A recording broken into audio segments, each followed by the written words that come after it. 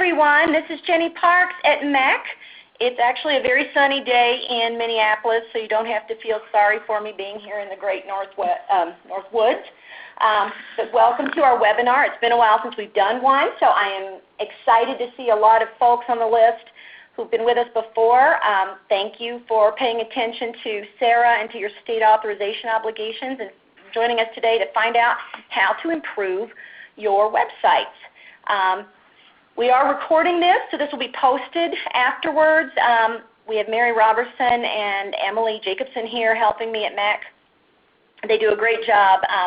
For those of you who have seen what we do before, you'll remember that we actually will have a nice set of things for you in the coming days. All right, well, obviously, I'm the main presenter and webinar coordinator. But we have some great folks with us today to help us out on this. We have Betsy Talbot. She is the Minnesota State SARA portal agent, and she's going to be talking today about the student complaint process and the things that need to be on your website with regard to that. And we have Sue Ann Hochberg from University of Toledo in Ohio. She has a fabulous website, so hers is going to be the example we use today. She is going to walk you through some of the things she's done and talk to you about how she accomplished those things and made those decisions. We are also joined by Misty Phillips, who is the Director of the Office of Institutional Effectiveness at Columbia College in Missouri. She is going to be a chat answerer and possibly will be chiming in verbally every now and then. Misty also has a great website, is on top of these compliance matters, and she sits on the Midwestern SARA Steering Committee, so she's in the know on a lot of things. So thank you, ladies, for joining us today. Here is our agenda for today, folks. Obviously, we're going to do a little intro.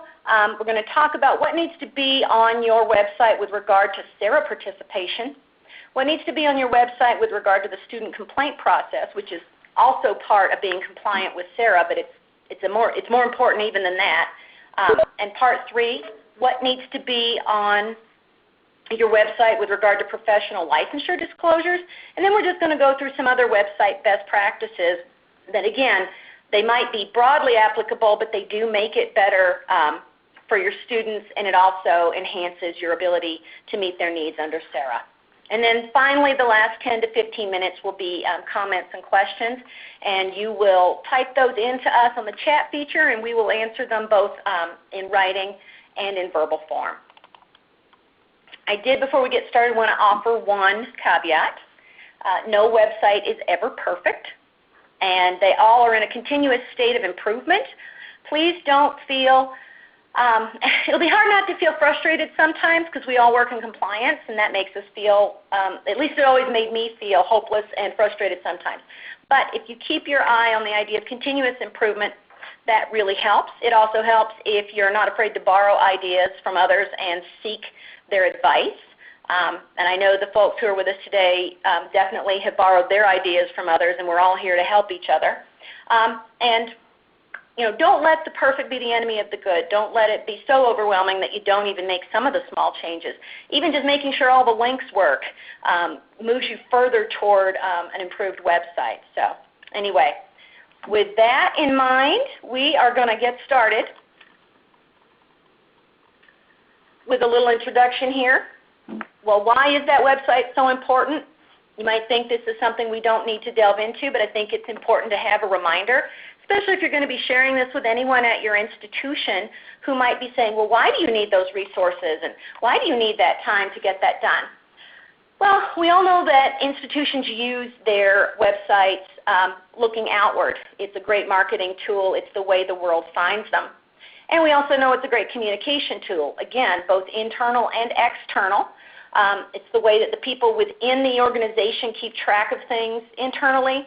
They are also, it's also the way, again, they communicate to the rest of the world and to students how they do business and where they are in compliance, etc. And that brings us to the third reason that your website is so important, and that is its role in your compliance. And that might be your federal compliance with the U.S. Department of Education.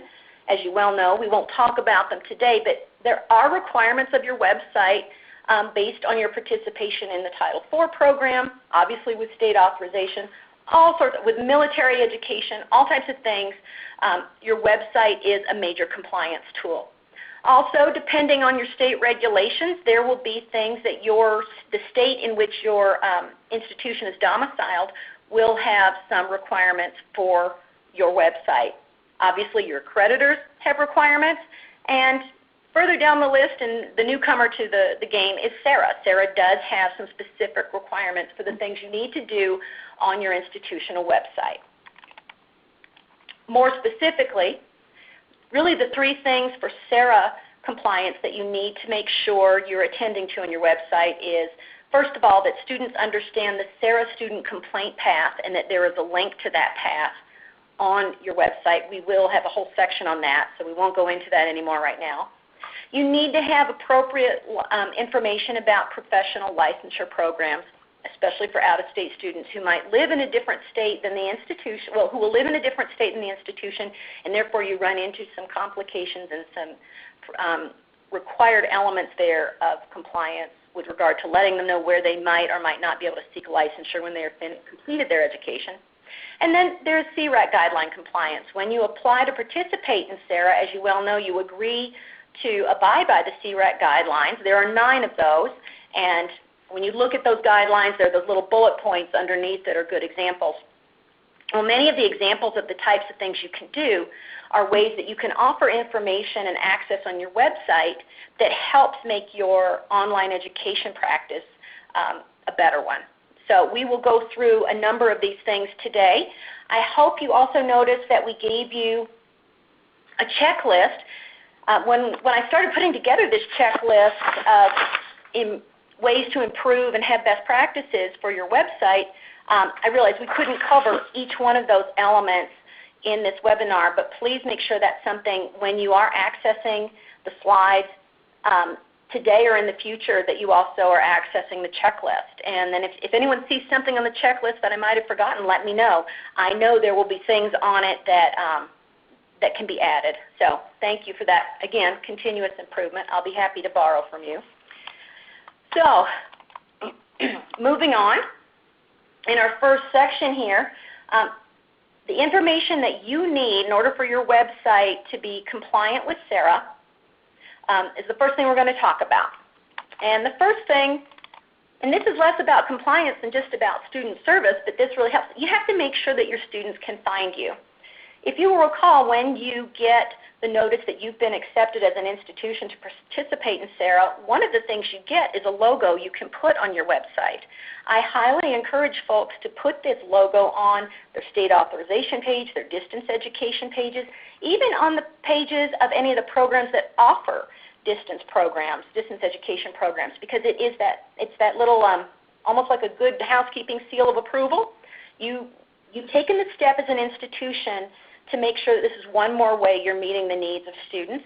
So I would use that logo prominently. I do know that some schools use it more than others, but I highly recommend that. It's also really important to go ahead and embed search terms and metadata in various parts of your website that allow students that are searching with SARA as a term to find them. Because again, sometimes they're going to want to know specifically if you are a SARA participating institution. So those are 2 things in particular that will help a great deal. Another thing that you really need to do is explain state authorization and explain SARA. It's important for students to understand these things, and they need to be able to find this information on your website with fewer than 3 clicks, because we know that after that 3rd click, you're losing them. They get frustrated. They don't find the information they're seeking. So it is important on your state authorization page and or your distance education page and or your compliance page that you make sure that some attention is given so that they understand that if you are operating and serving their needs across state lines, that you do have to be authorized in that state to do so. Now, you might be authorized there by means of SARA, or you might be authorized there through a traditional or an alternative method. But you need to be able to explain to them what's the difference between traditional state authorization and SARA, and in which states your programs are authorized and how they are authorized. Because If your student is accessing you from a non-SARA state, they're going to follow a different complaint path than a student who is accessing your program from a SARA state. And this is often very, very confusing to students, and again, it doesn't allow students to take advantage of the streamlined complaint path that SARA offers because they don't understand the difference. Another thing that's going to be really, really important for you to do is to keep an eye on changes to SARA, which you can do, of course. We have the NC-SARA newsletters, we have the M-SARA newsletters, we have webinars, we have other events throughout the year so that we're trying to keep you updated on information. It's also important to make sure that you're updating your website with any changes relevant to state authorization with state laws and regulations, and of course federal regulations. So again, making sure that you are regularly tuning into the sources of information for these things and making sure that you have a regular schedule of ways to update that information on your website. So to provide some examples of what this looks like, we have Sue Ann Hochberg from University of Toledo. Sue? Hi, everyone. You should be able to see the home page of the University of Toledo State Authorization website. As you know, yes, Sue, it looks good. Okay.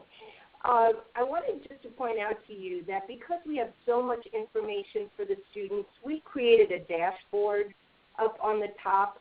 So we have several web pages within this website in order to keep the amount of words to a minimum on each page and even put in pictures like the map.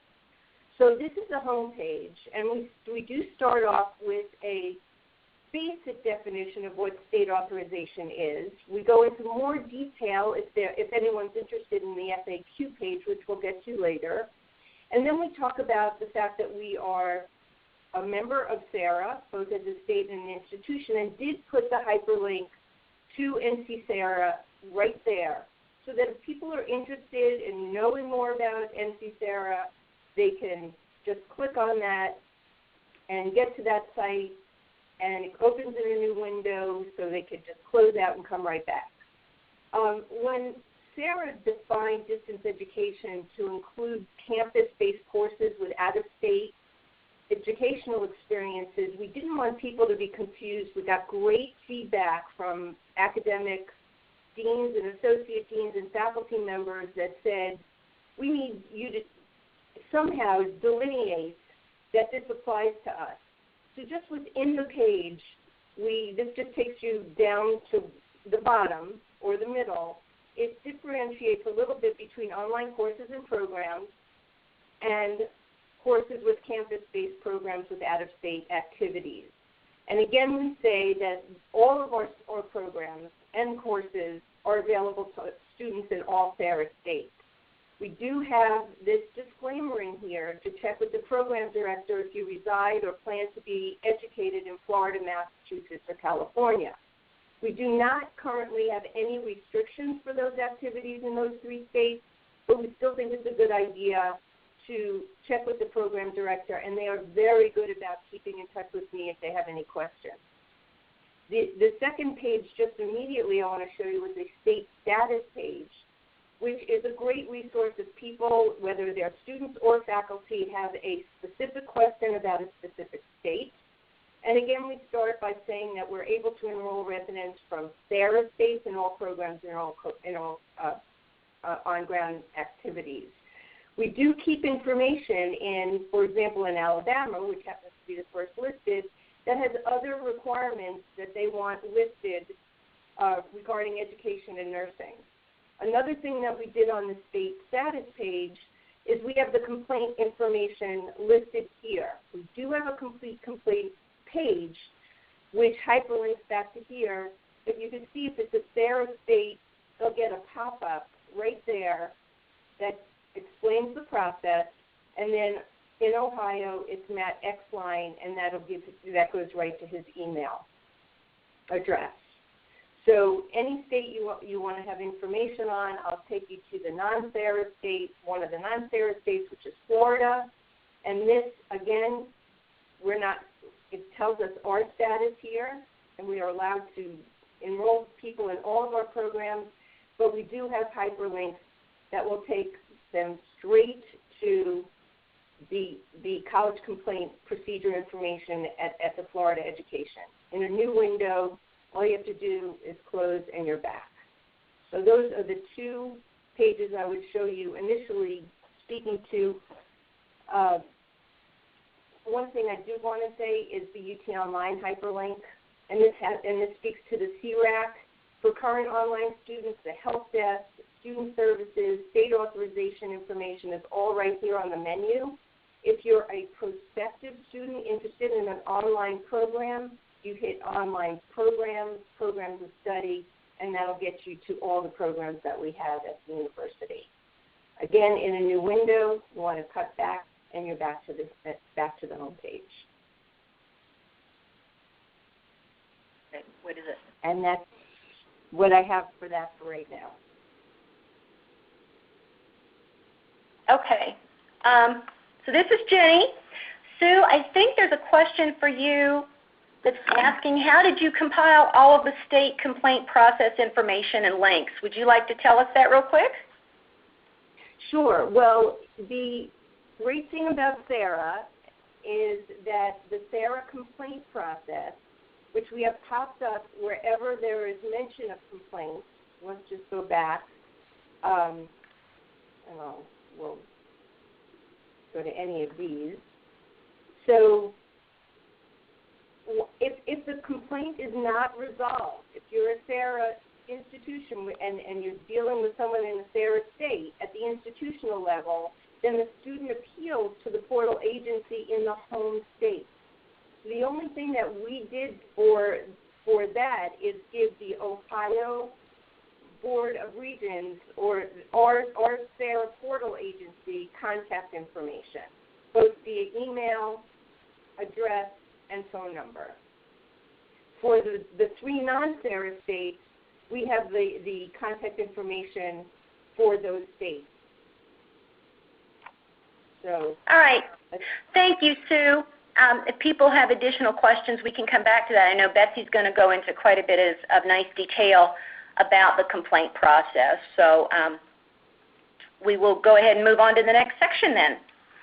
Thank you. Okay. All right. Well, speaking of which, part number 2.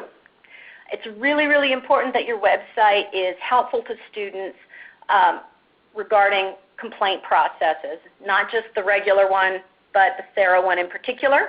And to walk us through some ideas and some content there is Betsy Talbot, the Minnesota State SARA Portal Agency Prime Contact. Thanks, Betsy? Jenny. So during this section of the presentation, I'm going to be discussing the foundations of the student complaint process and discuss some of the differences between kind of the traditional complaint process and the SARA process. So as many of you know, a complaint is essentially a formal allegation that the school has acted improperly towards a student. And there are a lot of differences between how a traditional student complaint is handled and a SARA student complaint. For example, a traditional student complaint is going to follow each state's protocol for handling student complaints. This is going to vary by each state's state authorization framework, and it's also going to be specific to state administrative rules or statutes or just kind of informal processes that different systems set up. When we talk about the differences of state authorization framework, for example, some states, this is all centralized for private and public institutions in one place. And I would give an example of like Indiana or North Dakota or Ohio, where there's essentially one entity that's the state authorization entity for the entire state. As contrast, you have Minnesota, where it is separated into 3 entities. So each state and then each entity within each state will have different rules, statutes that determine how or who will handle or investigate student complaints, what the statute of limitations are, and what the limits of what can be reviewed under a student complaint. SARA attempts to establish a statute of limitations for these student complaints, and they also try to create consistency for the framework of where students will file a complaint, which actually does make it easier for institutions to report this information on their website. They also attempt to clarify what student complaints follow SARA. For example, a complaint has to be related to the distance education programs. So regardless of whether a state agency would investigate these forms of complaints or not, SARA does exclude student complaints about student conduct or grading. And then also complaints related to discrimination, reasonable accommodations, and other issues listed there are going to be handled by specialized state agencies or federal agencies, and even under SARA. And this is pretty consistent for how most state entities also handle those types of specialized issues. And also, again, student complaints that are a result of on-ground activity under SARA must be resolved through the traditional means, and they're not covered under the SARA complaint investigation process or the reporting process. And we also do view this as it's so important for consumer protections and transparency for students that websites and catalogs try to capture this information in a kind of clear and accurate manner, sort of similar like the University of Toledo that we just saw. So the next thing that's consistent between traditional non-SARA student complaints and SARA student complaints is that the initial responsibility for investigation and resolutions of complaints always resides with the institution in which the allegation is alleging. So students must follow their institution's student complaint process, and this information is generally on each institution's website and student catalog. Not all institutions have the same policies and procedures, and there's no uniformity in how student complaints are handled. This does result in some confusion for students, especially if they have multiple institutions that they've attended in the past. Institutions operating under SARA are responsible for providing their institutional policies for handling student complaints, but they're also responsible for having SARA's complaint resolution policies and procedures for any student essentially who's taking courses that are covered under SARA's provisions. In order to participate in federal financial aid programs, the U.S. Department of Education actually has a requirement that institutions allow a state higher education authority investigate appealed student complaints from their institutions. The U.S. Department of Education doesn't really have direct authority to require states to have processes to handle the student complaints, but this is kind of the workaround that the U.S. Department of Education created for this process. So generally, students traditionally have the ability to file a complaint where they are physically located or where they reside, or where the institution is physically located. It's important to note that there's no consistency for a non-SARA institution and students whether they will be able to complain to both the state educational authority where they reside and where the school resides. Not every state regulates distance education programs the same, so there is a lack of consistency. For example, Minnesota historically has always accepted student complaints from Walden Capella because they're nationwide institutions, but their programs are 100% online. We thought it was important to actually understand the nature of our institutions and their programs if we accepted student complaints from all entities. And now that SARA exists, it's basically formalized that policy that we do have to take those student complaints first. So again, I talked about this very briefly earlier, as who is the higher education authority within each state will depend on that institution's and state's regulatory framework. So for example, in Minnesota there are 3 that I had mentioned, which is the University of Minnesota, the Minnesota State College and University System, and the Office of Higher Education. Each of these entities have their own policies and procedures for handling appealed student complaints from institutions. And in contrast, again, like North Dakota, Ohio, Indiana, these functions are all contained within one entity.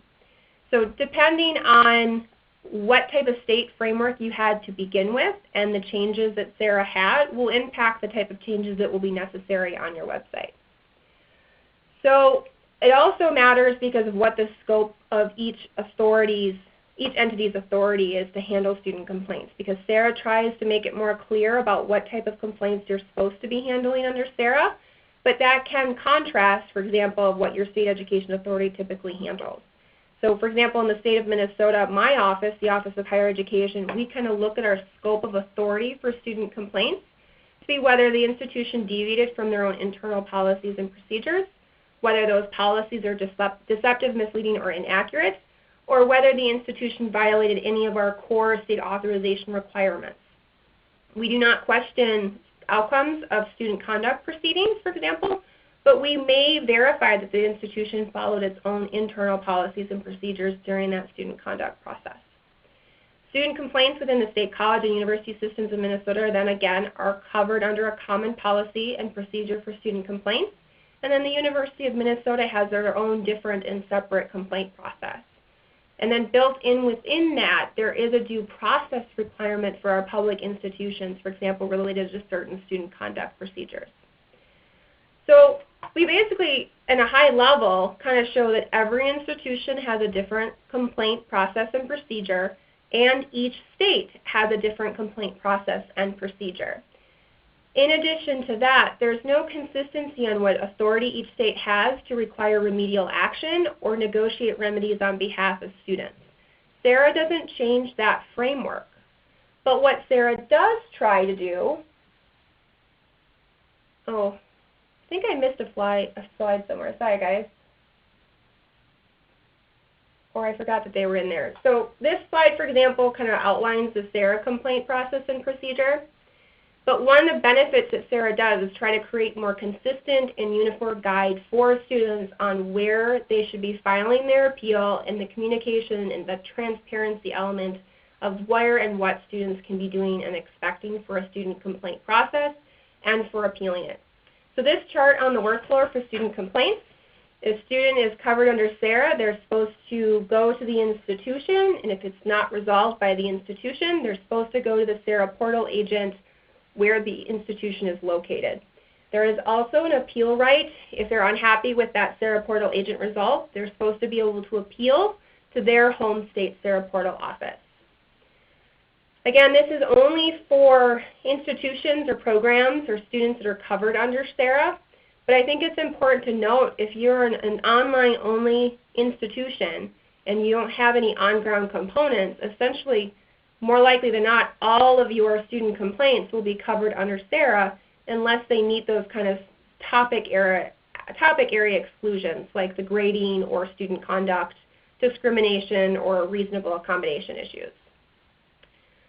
So it's also important to note that while SARA creates direction on where student complaints must be filed, there's no uniformity about how those student complaints are investigated, what is allowed for remedial action. And so again, that's still going to be covered under each state's laws, rules, and practices on how investigations and complaints are handled or processed or resolved. Lucky for you guys, I think for institutions, there's now an available link on NC-SARA's website that they do try to keep up to date, which includes all of the contact information for the SARA portal agents in each state. As an institution, though, you will primarily only have to report one SARA portal agent's contact information, and that's your home state. It's useful to also link to this website because you should probably mention that there is an appeal right after they go to the home state SARA portal location to file an appeal, that they can still go to their home state for kind of a final appeal right.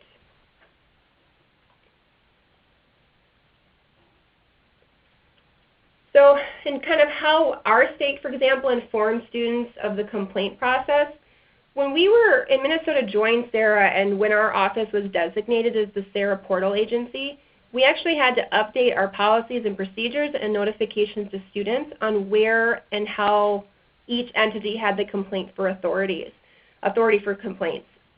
Students that not covered under SARA, our office doesn't have any authority. We do have to refer them back to the public entities for any on-ground activities. But then students who are covered under SARA because they're an out-of-state student covered by distance education, suddenly we had to start resolving student complaints from our public institutions. So this does require a lot of reworking and changing of many institutional policies related to handling of student complaints. And it also required a lot of changes for our home state public institutions' websites because they suddenly had to be including their SARA portal contact information where an appeal right didn't previously exist. For any institution that has to have all policy changes going through a very formal process, even with faculty review, this can be a burden on institutions to do this in a timely fashion once they become a member of SARA. I think it's also really important to mention, like any school located in a state that had to make substantial changes, like the creation of a separate entity like Wisconsin or Arizona, that's going to be more responsibility and more changes within an institution, their policies and their website to accurately reflect what the student complaint appeal rights are under each state. So this is an example on our website, kind of how we had to break it down. So we listed under consumer information on our website, and we had to have special links for about complaints if you're from the University of Minnesota, complaints about Minnesota State colleges and universities, and then the colleges that are private colleges that we typically regulate, because we have to give a little bit more nuanced information for each type of student so that we don't feel like they're chasing the wrong group, the wrong department, and because it just creates more barriers for them to actually be heard. The more people they have to call, the more people or websites they have to click through to make a complaint, the less likely they are to file a complaint, which we do want to avoid as the SARA portal agent and as a state authorization entity, because one, it helps us know what's happening on our on-ground campuses, but also, you know, our motto is we're here for students. We are a consumer protection entity, and we want to ensure that we're helping students complete their education in any way that we can. Betsy, thank you. This is Jenny. We do have a question, Betsy, and you're probably the person best equipped to answer it. The question is, so if complaints relating to Title IV, AODA, discrimination, and no complaints relating to grades or disciplinary actions don't flow to the SARA portal agent, what types of complaints actually do flow above an institutional level to can flow to someone at your level? Well, I would look at one is, you know, what's happening at the institution related to kind of academic quality and the administration of the program, which does tie to CRAC guidelines, for example. Technically under SARA, regardless if it's a complaint or not, we have an obligation to investigate consumer protection issues, which can include statements about transferability of credits, placement statistics. But essentially, our office takes the perspective if it's related to an institution and how they're handling their policies and procedures and the information that they're giving to students about how they complete their programs through an online distance education the kind of delivery method, then we will investigate those student complaints. Thank you. All right. Sue Ann, it is your chance now to explain to us how you've done it at the University of Toledo. Okay, so this is the complaint process page, and it starts involved with notifying online students that if they have concerns or complaints to contact. We have success coaches that are dedicated just to them, so we do have a link straight to the email to the success coach for them. And then, of course, we want to say that we, as an institution, will intervene to try to seek resolution to any complaint. We have two campuses, the main campus and the health science campus. For the main campus, we have the code of conduct. We also have an office of student advocacy and support, which is another great place for students to be able to go to and get some help. Rocket Rapid Response, that's we are the Rocket, and here are ways to connect with them as well.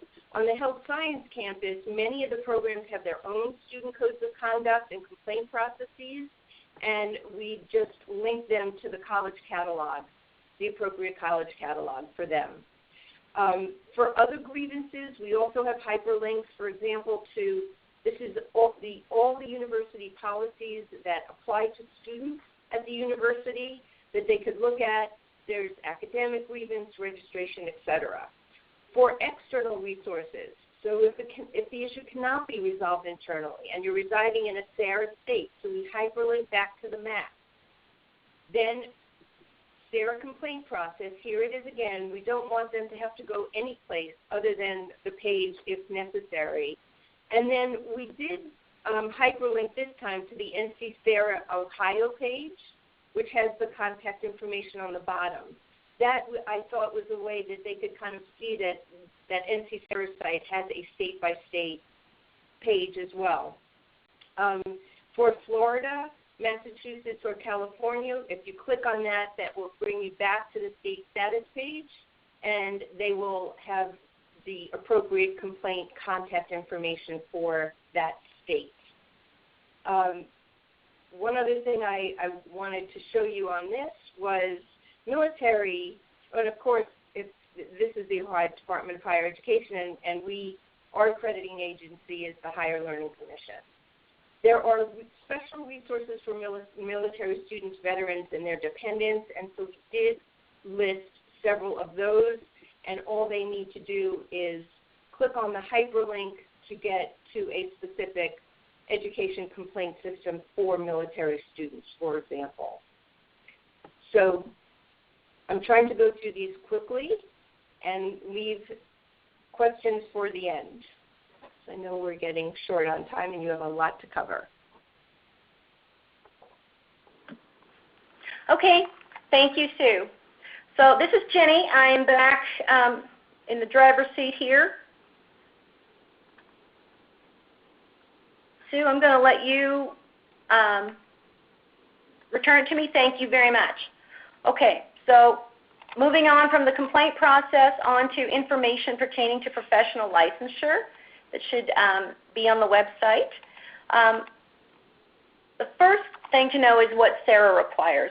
SARA requires an institution to inform students whether or not its programs can lead to licensure in the states in which the students reside, or rather also where the learning activity takes place. And there is sometimes there's a difference in those two. But the information must be provided to the student in writing. It should be posted to the state authorization website or web page, and it should be posted on or linked from the departmental web page. It's important for any student to know if he or she is pursuing a program that would lead to a professional licensure, whether that will work across the state lines that are involved between where the student is and where the school is. SARA also requires that an institution inform the student specifically about having sought out information with the professional licensing board in the state where the student is taking the courses. And again, I think this is duplicative here. I'm looking at this. It says "or" guys, but I'm thinking that we got this messed up. You have to let them know if it leads to licensure or not. Currently, there is language in the SARA agreement that allows you to tell the student, we have not been able to make a determination with the professional licensure board in your state as to whether this program meets licensure or not. And then you have to provide very specific information for them on where the student can seek out that information.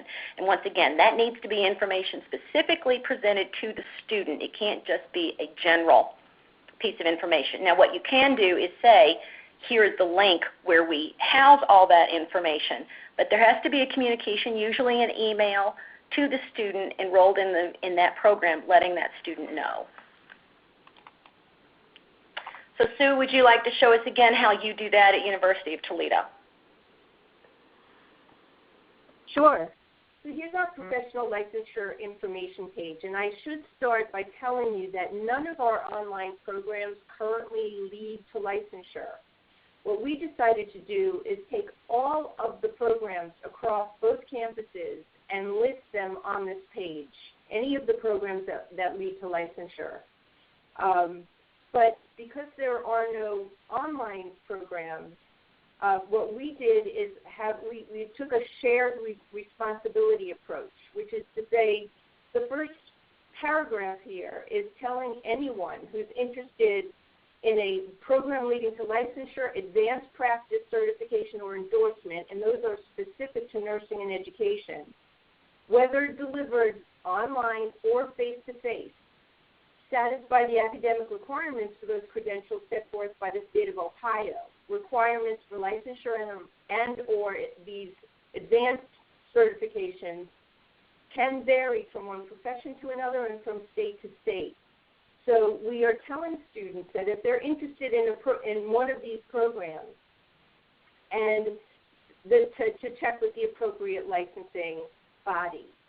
Now, this is not this is outside of SARA right now because SARA doesn't cover face-to-face, and we did make this decision based on the fact that almost all of these programs are graduate programs.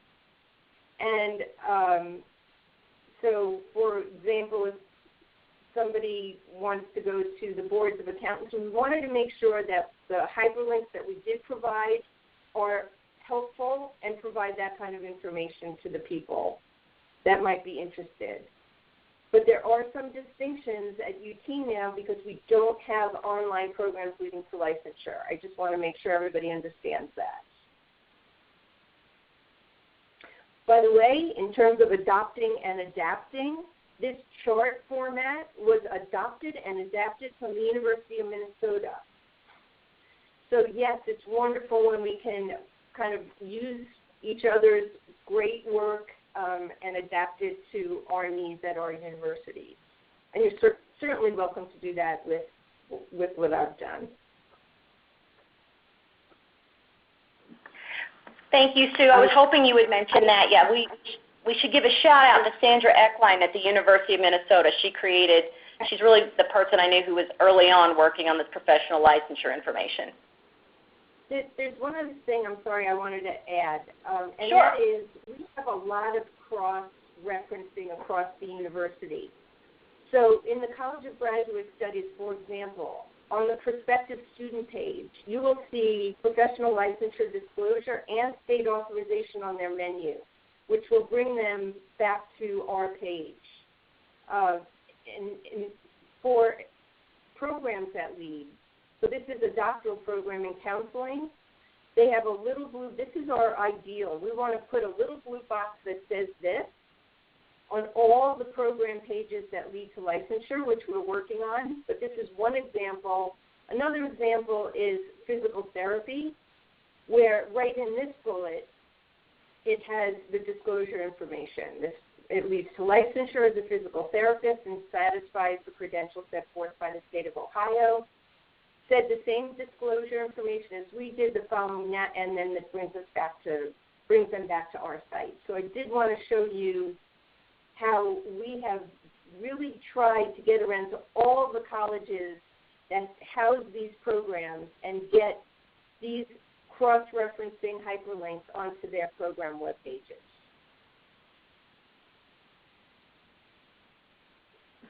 Thank you, Sue.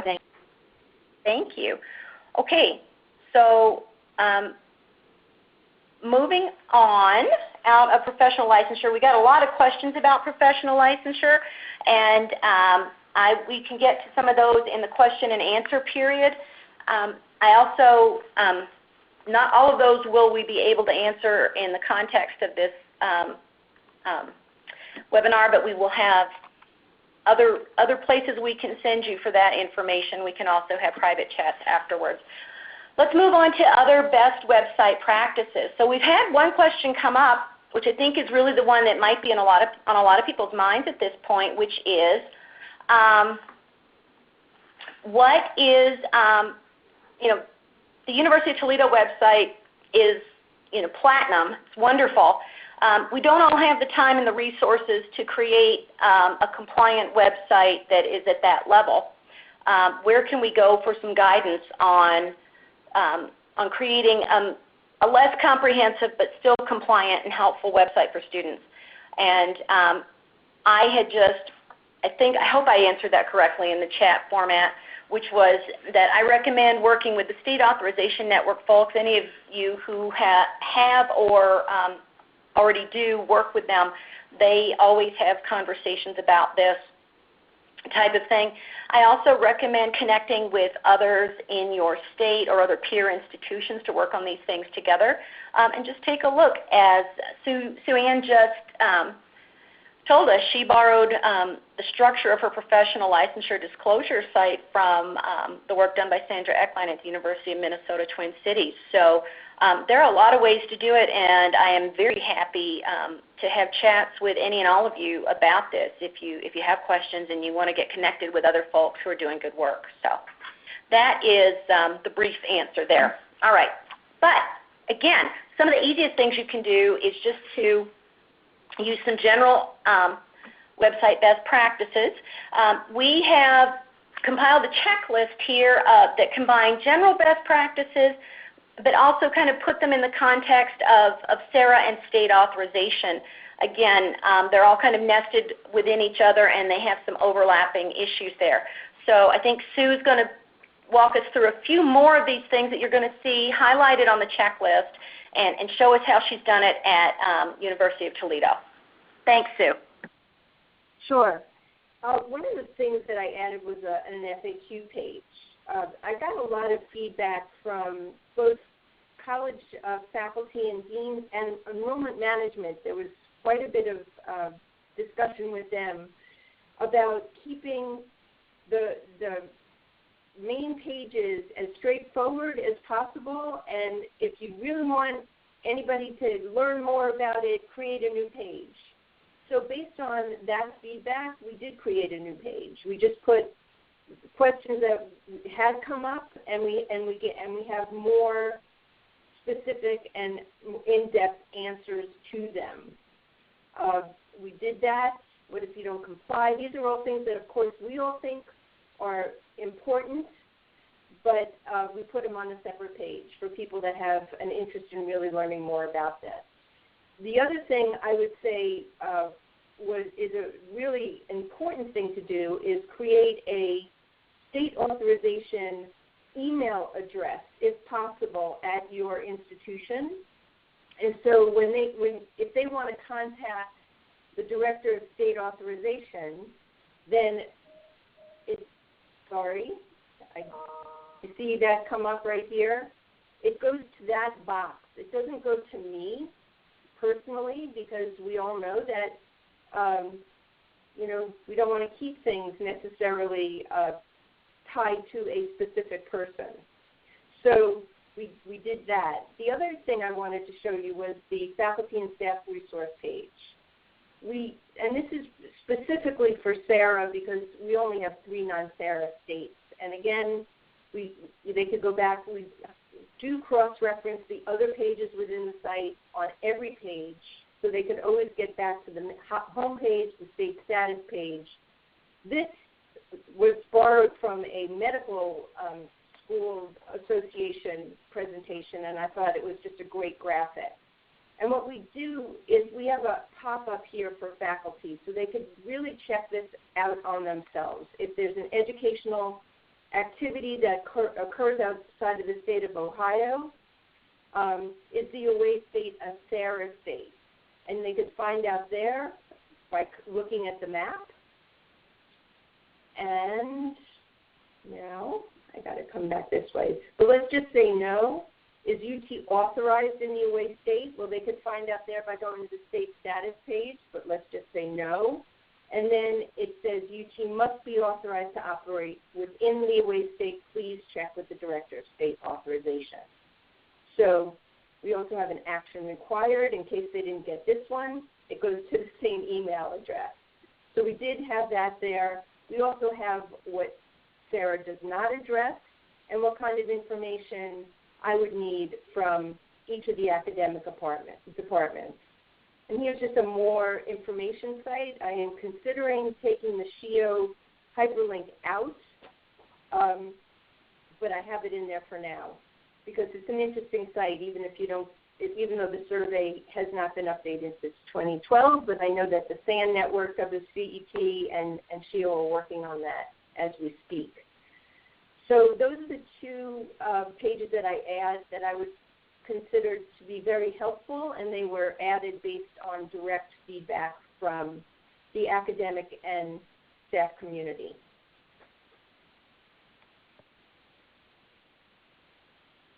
That's it.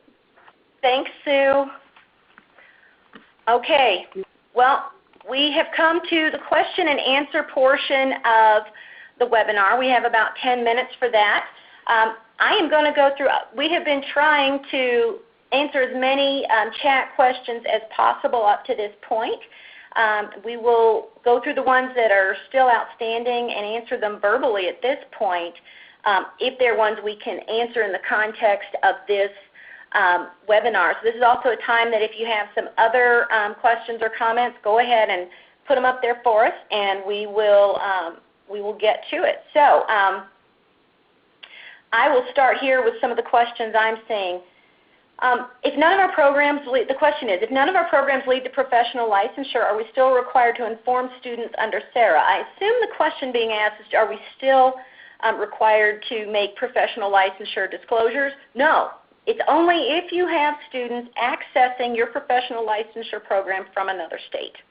So and I don't need suspect you have to be really careful about that, because in Minnesota, for example, we license police officers, and we have very specific licensure requirements. So it's not, yes, if it doesn't actually lead to professional licensure, but make sure you verify that for each state, because each state has very different licensure professions than other states, and that is the #1 program where institutions get kind of dinged on in our state, is that they have to ensure they're properly advertising related to their criminal justice programs.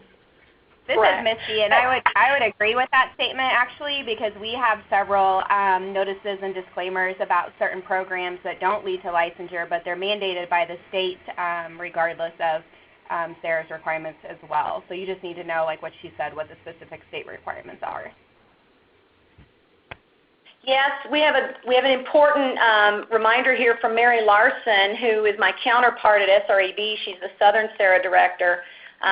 She reminds us very importantly that some states license flower arrangement and funeral directors. So first of all, verify that none of your programs are ones that potentially lead to licensure in your state, and make sure that you're doing that and that you are taking care of any of the students who are out of state accessing those programs. So that was one of the questions that we had. Thank you for the comments for those of you who helped us with that. So let's see, another question. We have had students move in the middle of programs, and when they get to the internship course, they may be in a state where we have not obtained approval for our licensure programs. How are others handling this? So to the person who asked this would be one where I would say, because we're dealing with websites here, it won't be something we can discuss now. If you wanted to contact me at another time, we can find some other resources and make sure we get your question answered. Another question, wouldn't it make sense to provide a link to licensing boards on the program's site? It seems students will be more likely to see it there. The best practice is, of course, to individually reach out to students who are in licensure programs and make them aware of whether your program qualifies them for licensure in the state where they're accessing your educational services, but also have it on your site. And in fact, the written communication can say, hey, we see that you are in California. We do or don't or have been unable to determine whether our program meets licensure requirements for flower arranging in California, but use this link to this site to access the folks, make contact with them to make that determination yourself before enrolling in the program. So again, it's really guiding the student through the process. It's very important not to assume that they can read everything and understand what they're reading. As I've responded once today, state authorization and these types of things are confusing and overwhelming to all of us, and try to imagine how it would be for a student or someone who doesn't work in this every day.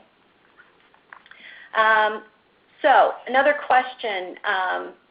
It looks like the University of Toledo deals with the question of professional licensure, telling students to check it out for themselves. I thought that does not meet SARA or federal requirements. Well, we do have some new rules that came out December 12th from the feds. They don't go into effect until July 18th of 2018, and we don't know the ultimate status of those requirements, so I'm not going to make any comment on those at this point. But and please know that we will follow up with them later in the year once we know more about them. And that the SAN network is working very hard on answering these sorts of questions for you. But one of the things that you are able to do is to tell students individually, hey, we see that you're in Ohio and our institution's in Wisconsin, and did you know that our teacher licensure programs qualify you to seek a license in Ohio. But it's important for you to verify this for yourself. Or you could say, I don't know it, and then you need to also give them the link to either your site where you have all of those addresses and contacts, or to give them that specific. It's very important that the individual student get written notice from the department or the school addressing the issue of the fact that the school is offering a program that's in a different state from where the student is located and might ultimately want to practice. Jenny, it's Sue. If Yes. I could add, for the University of Toledo, that page is truly a student service page because we don't have any online degrees or courses in programs that lead to licensure here. So because we think it's a great sort of customer service idea, we have all of those contact information sites for students that may be interested. They may be living here now. They may intend to live or practice someplace else just to have that information. Right, right. That's a good point, Sue. Thank you. All right, we have another question regarding professional licensure. If we have students who live in our dorms, basically they are on campus during the school year, but they take online courses considered ones that could lead to licensure, but they reside in another state maybe over the summer when they're not in school, does this rule apply? Well, it does not. I'm not able to say specifically on this point. I know we have some people who are on our webinar today who might be able to chat in and give me some more specifics on it. So I'm not going to respond to this one specifically. In general, for on-the-ground programs, the way the laws are written, it tends to assume that students attending an on-the-ground program, whether they're from the state where the institution is located or whether they've come there from another state, tends to assume that the only licensure at issue is one in the state. I know that's not necessarily what happens, but as far as any regulations that are written and any SARA considerations, those are only about students who actively reside and take courses from another state. So on this point, I think Peggy is the person who asked me that. You can go ahead and contact me later, Peggy, and we'll get you a definitive answer about that. Hey Jenny, this is Betsy from Minnesota. I would agree with your assessment. A student there would be classified as a residential student. Even if they're taking an online course while living in your dorm, we classify that as having moved to your state to attend an on-ground program, and we wouldn't be regulating that type of relationship, because even if that student assumed to come back, if they had back to their home state like Minnesota, for example, they're still classified as a residential student by that sheer act of moving to the state of where that institution is for the school year, primarily for their education. Yeah. This is Misty, and I would actually agree with that because it's also considered good faith effort, and the student is not pursuing a full program online. They're just taking one course. So that's the difference between being enrolled in a program leading to licensure versus taking one course that's online. Right. Thank you, Misty. That's great.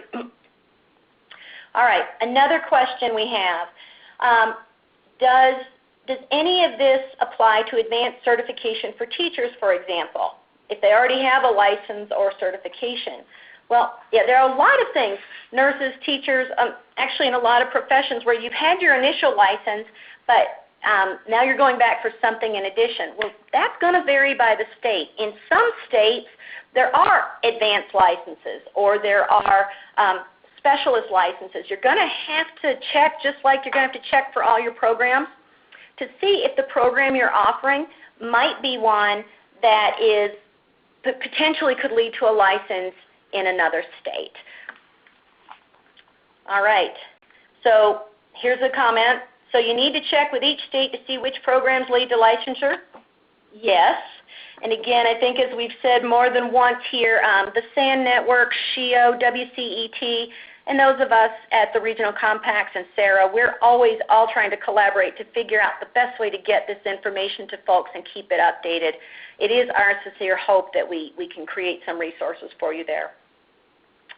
Question, what percentage of students in the U.S. know about SARA and how do they know? Well, Evan, I don't know. That's a good question. That's some data we don't have yet. Here's one. Just to clarify, we only have to communicate specifically to licensure students if they are in a licensure program that is online and they live out of state, correct? Yes. Is that right, Betsy? One more time. So if the student... We only have to communicate specifically to licensure students if they are in a licensure program that is online and they live out of state. Right. I mean, there was an example like what about internships associated with on-ground or on-campus programs? I would say that if a student is attending an internship, let's say in Minnesota, for a program that is being run out of Ohio, you don't have to disclose to that student. It doesn't matter necessarily what the licensure requirements are in Minnesota unless you know that they intend to stay there. I mean, you're looking at, because of student mobility and what happens with internships and field placements, that may not be where they end up landing. That's just where they landed for their internship.